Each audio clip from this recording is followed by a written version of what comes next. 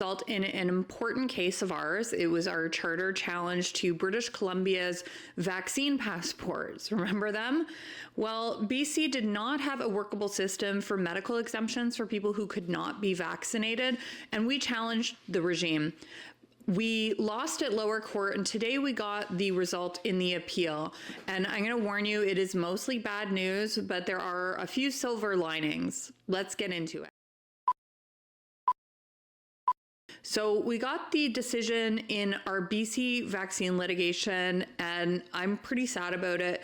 You might remember this case. I've talked about it on the channel a few times. There's a bunch of videos about it. And we argued this appeal in October of 2023. So, I mean, it took a really long time to get this decision. So I'll forgive you if you've forgotten about it because it took so long.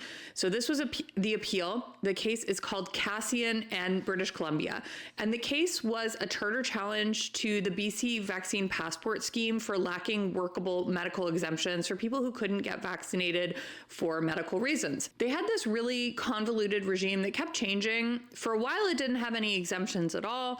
And then for another period of time, you had to apply on an activity by activity basis. So you had to send in a separate application to go to a friend's house, to go to the movies, to a restaurant, basically forcing people with disabilities to require the government's permission every time they left their house.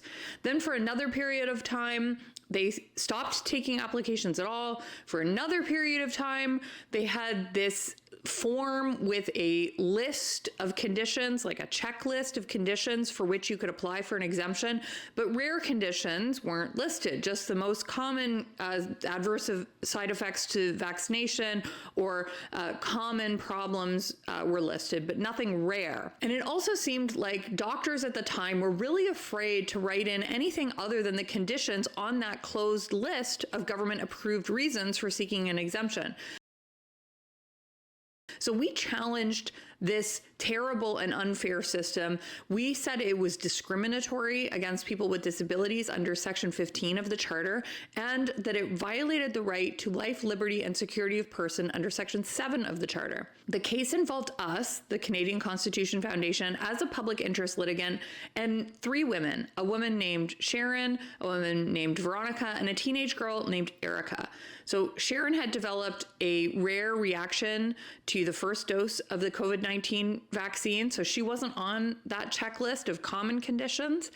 Her condition was called brachial neuritis, and Erica, the teenage girl, she developed a more common reaction that is more common among pediatric patients. She developed an adverse reaction to the first dose of the COVID vaccine, a type of heart inflammation called pericarditis. Now, the third woman, Veronica, she's a medically complex person with a long history of adverse outcomes in response to surgeries and drugs. And because of her very complicated medical history, she decided to decline vaccination.